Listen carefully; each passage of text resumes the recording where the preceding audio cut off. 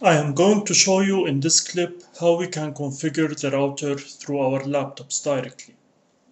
Once the routers are set up physically, that means it's connected to its power plug, and in case if it's a broadband router, the LAN UTP Cat5e cable is connected to the internet port from one side and to the RJ45 jack socket from the other side.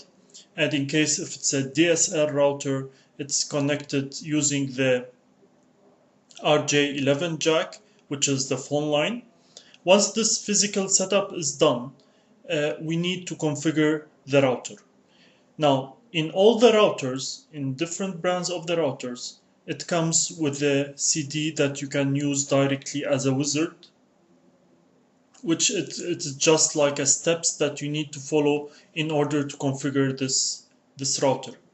Now, for technical people and even for the call center, in a lot of times they will find out that this CD, basically the customer will lose it or they don't have it for a reason or another. So in this clip, we are going to show you how to configure this laptop, how to configure the routers physically, even if there is no CD at all. Now, in the layout and the setup of each router is totally different from brand to brand. However, for all the routers, there are four things that you need to do. The first one is you need to set up the WAN connection or the internet connection, and you need to change it to PPOE at most cases, and enter the username and password the customer get it from the internet service provider. The second step is that you need to set up the LAN network by configuring the DHCP.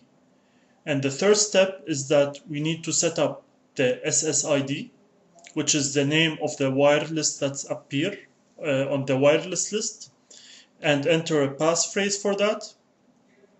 And the fourth step is to change the default password of the router that we access it to the default password of the router configuration. So there are a lot of other things that you can do during the configuration, but those are the four basic things that are mandatory and that must be done in all the routers. Now, in order to start, before doing those four steps, we need to access the configuration of the router. In order to do that, the first thing, we need to choose the wireless connection, or to start from the beginning, we need to go to Start, Control Panel, Network Connections, choose the wireless network connection if you are decided to connect wirelessly, right-click, View Available Wireless. Now here we'll have a list of all the wireless SSID that are available within our region. Now, in our case, we are using a Cisco Linksys E1000 model, which is also a Cisco A8031. So we need to select it from this list. And usually by default, once you open it, once you turn on the router for the first time, it will appear with the model name or the brand name, or maybe it is like just written default or some recognizable name, and it contains no password at all. So you can directly connect to it. So at our case for this demo, we need to select Cisco and connected. We choose connect anyway. And now the laptop will be connected directly to the router. However, in order to access, we need now to access the configuration of the router. In order to do that, the first thing we need to do is that we need to get the IP address of the router itself. In order to do that, we need to go to Start, choose Run, then type CMD, and then press enter. It will display for us the command prompt, Then we need to type ipconfig command and press enter. In the wireless section, since we are connected wirelessly to the router, in the wireless section, we'll be able to view the IP address, subnet mask, and default gateway. The IP address of the router is the IP address of the default gateway. So in our case, it is the default gateway. It is 192.168.1.1. After getting this IP address, we don't need it anymore, so we can type exit. We need to open any web browser. Let's say the internet, our Internet Explorer. Then we need to type this IP address in the address URL bar. http://192.168.1.1 and type enter. It will ask for us for a username and password. Now, each brand, it comes with each router, it comes with a default username and password. For Cisco, for example, they are using username as default as admin and password also admin. In other brands, it might be a different thing. It might be username admin and password nothing. Or they might display the default username and password on the in the login page. So for our case now, we need to type admin and password also admin and type OK. However, one of the 4 steps that we need to use, that we are seeing them here, the change default password of the router configuration, is the password that we need to change later on. Then here we can view the configuration of the router itself. We type on OK. So, as a first step, we said that we need to set up the WAN or the internet connection to the change it to PPOE and enter the username and password. So in this case, we need to check basically the WAN connection and the internet setup and the LAN connection or the network setup. You'll find them on the setup section.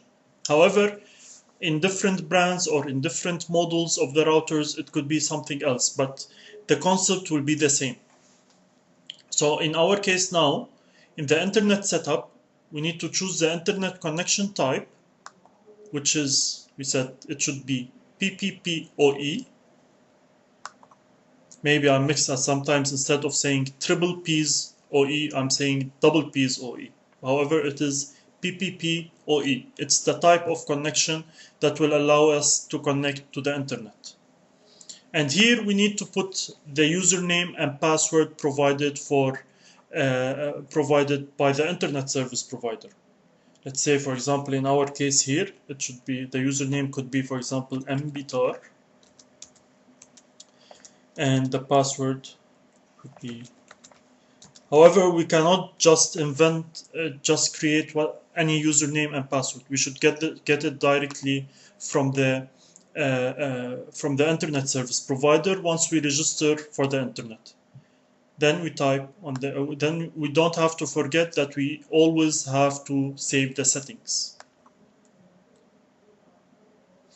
Then we are done with the first step. The second step is that we need to configure the DHCP.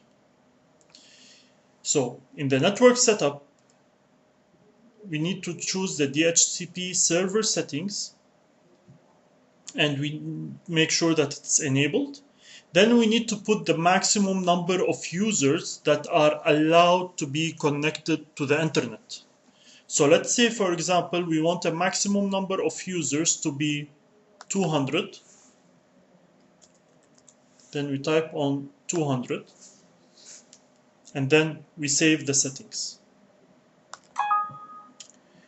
Now, once we saved, it gave us an error message stating that the value is out of range, and we need to change the start IP address or the maximum number of users.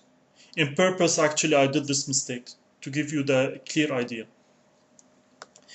As you know, here we have a start IP address. Actually, we are creating a loop of a stack of IP addresses that are assigned to the machines once they are connected to the router. And we said that the start IP address should be 192.168.100. That means that's the first IP address. However, we said that there should be maximum of 200 machines connected. That means if we add those two together, we'll get here a number of 299. Now 299 is out of range because we know that in each octet, we name here each section of the IP address an octet, the maximum number could be 254. So if we add 100 to 200, it will be 299, which is, or actually, yeah, 299, which will be will be more than 254. So basically, we either have to change the maximum number of users or the start IP address. Since we want the maximum number of users to be 200, then we have no other choice unless we need to decrease the 100 and make it some lower value, which makes sure that the range will be less than 254. So if we put, for example, 50 and add a 50 to 250 200, it will be a total of 250 or 249, which is fine, which is less than 254. So it should work. And to make sure, we need to save the settings, and it's saved for us. That means it's working fine. So basically, we finished the WAN setup or the internet setup and the DHCP configuration. The third important step is that we need to give a name, a recognizable name for the wireless connection. So once we search here in the wireless section, we can have a recognizable name, and we need to set a password so not anyone who can view this wireless connection will be able to connect to it. So obviously, in our case here, it should be in the wireless section. So we choose the wireless section. And see here, the network name is, or what we call it, the SSID. We should change it from Cisco this name, Cisco A8031, and we should enable the security of it. We choose manual.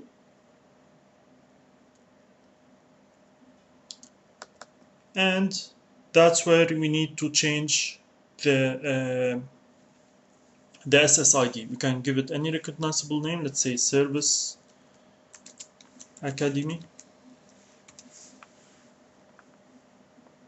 And then we do save the settings. And continue.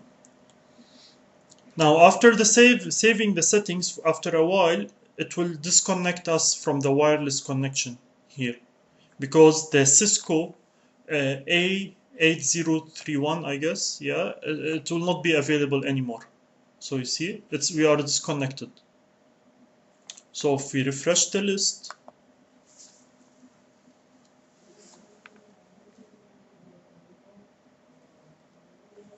then the Cisco is not available anymore, and it's changed to the Service Academy, the name that we selected. So we select and type connect anyway. Now we only changed the name. We need also now to set the password for that. Once we are connected, we'll be able to set the password. Still, it's not connected. We need to connect again.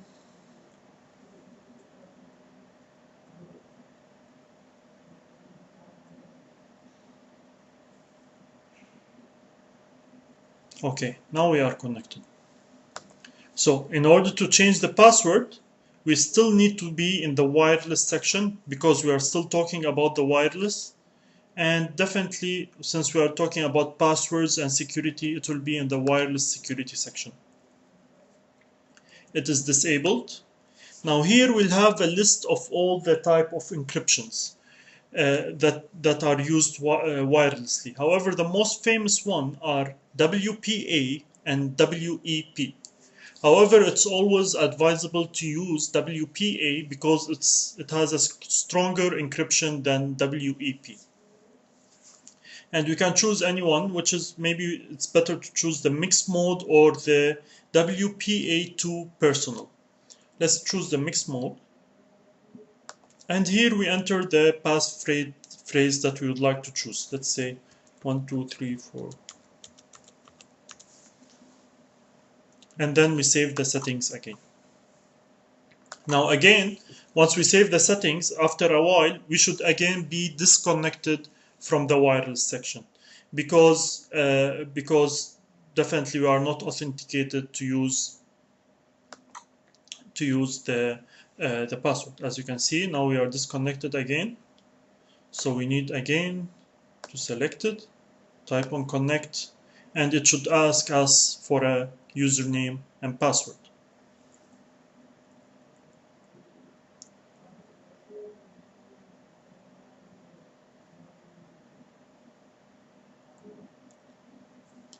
It's taking some time, so I'll refresh it. Let me refresh the list again.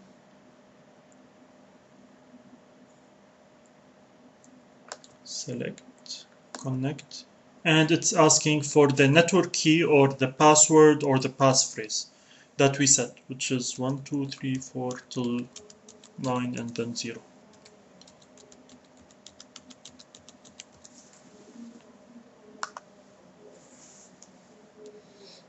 And now we are trying to connect.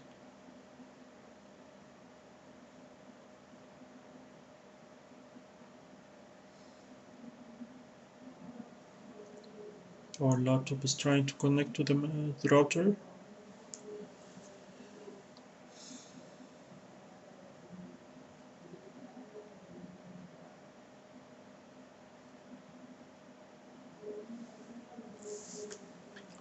Okay, now it's connected. So we need to go back to our page. Just type, select, type, enter. Now we access our page again. And after that, the last step, then in this case, we finished the step 1, 2, and 3. Now we need also to change the default password of the router configuration. If you remember, when you access this configuration page, we type the username admin and the password admin. So we need to change the admin password. It's not mandatory to do that. However, it's advisable because anyone who is connected to this router and he knows the default password, he can access the configuration and mess with the router of the client. So in order to change this password, it should be in the administration section. So we should select the administration. And here is the router password that we can change. Say, put it admin 123 and put it again admin 123. And we have to always save the settings. So if you see here, now it's requiring for us to put the password, the new password that we entered, which is admin 123, and type OK.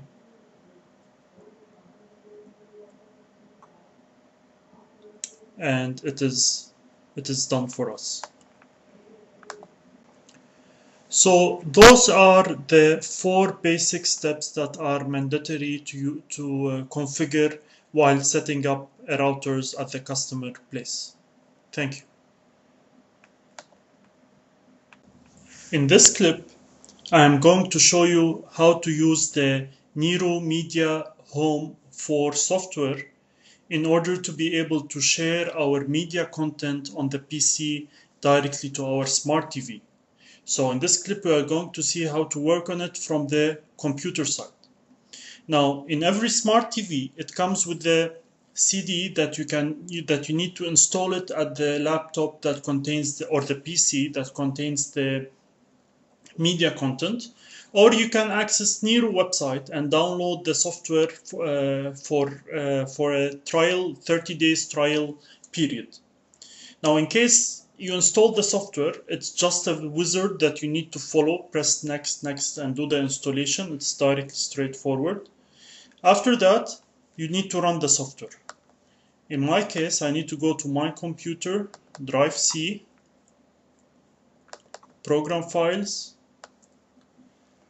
choose Nero, Nero Media Home, and run the software. So now I'm opening the software.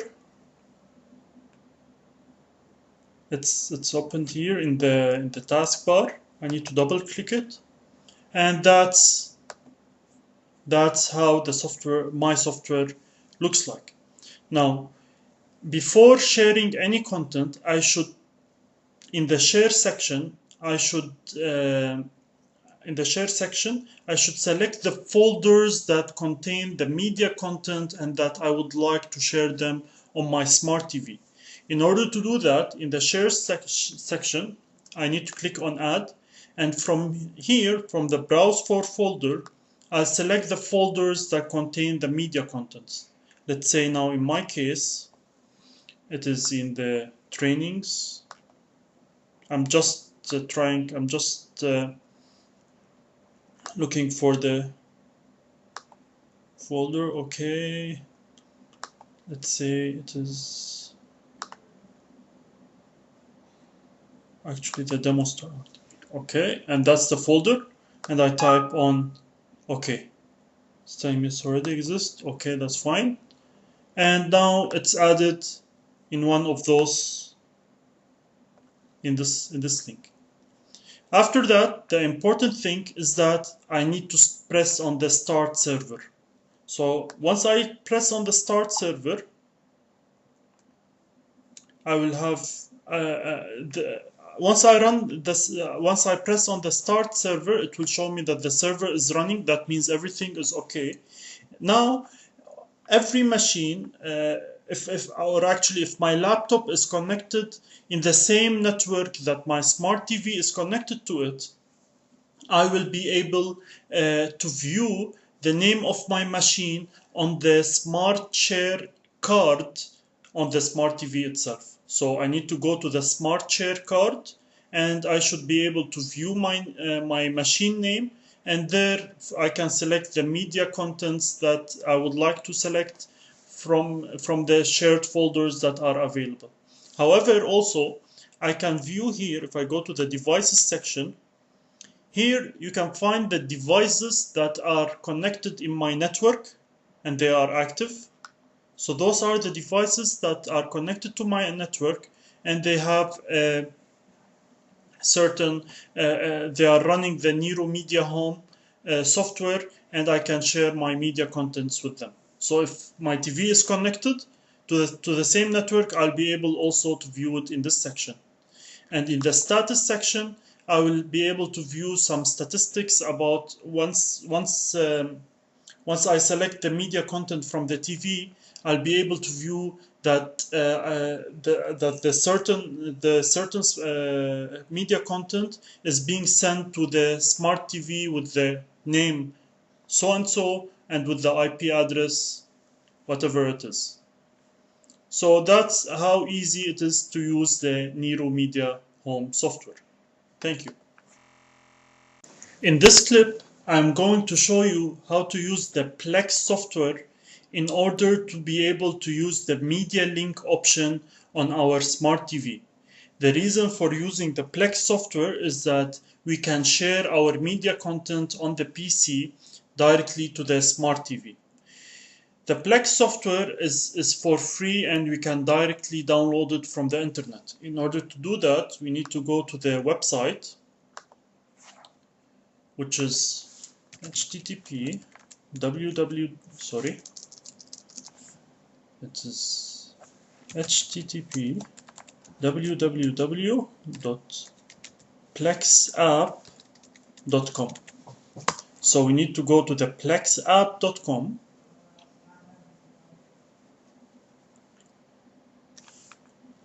select the LG TV section,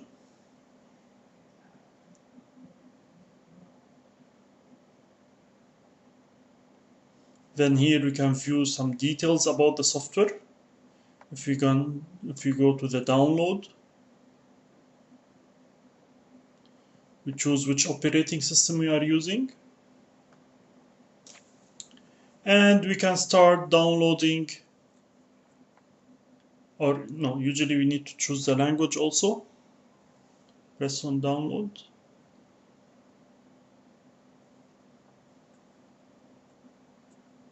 And it can start downloading the Plex media server, which I already downloaded in our case.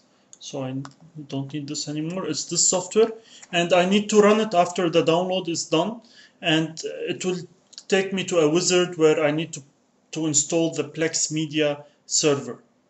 So once it's installed, I need to access it. So I go to Start, choose Plex Media Server, and run it. Once it's run and it is shared on the taskbar, that means now I can go to the media link. I can go to the media link option on my smart TV, which will be available either on the launch bar of the smart TV, or it will be on the smart share card section of the smart TV. However, if we run the Plex media server, and we didn't share any folder that contains the media content, we will not be able to view any media content on the smart TV. So in order to share media content, we need to double click on this icon that's on the taskbar, the Plex media server icon on the taskbar, and it will open for us. It's not a website, it's like a local website, or actually it's a website that's running on my machine. And once it's run, in the library section, I need to add the folder that contains my media content. So I need to press on the plus sign. I need to choose whether this folder contain movies, TV shows, or music. I need to give it a name. Let's say latest movies, or 2011 movies. I don't have 2011 movies, but anyway. So, and then we need to press on this plus button, and we select the folders that contains the media content, or the movies. So just go to the document settings, guitar. I'm just selecting this, or actually an easier way, I can enter this manually. So if I go to,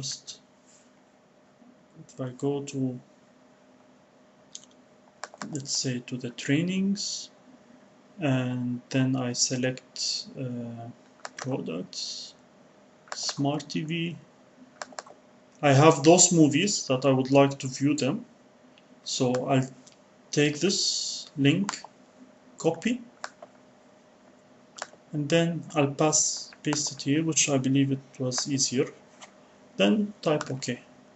And it will be added to us here. Then we need to add the section. Now we'll start browsing and getting those movies to our Plex media server. And if our laptop is connected to the same network that our smart TV is connected to it, and we are running, and we can see this icon in the taskbar, then everything we should be able to view the contents directly from our laptop. So again, we need to go to the media link section. We'll be able to view our machine name. Then we need to select it, and once we select it, we'll have all the videos that are shared on this library section. And that's it. Thank you.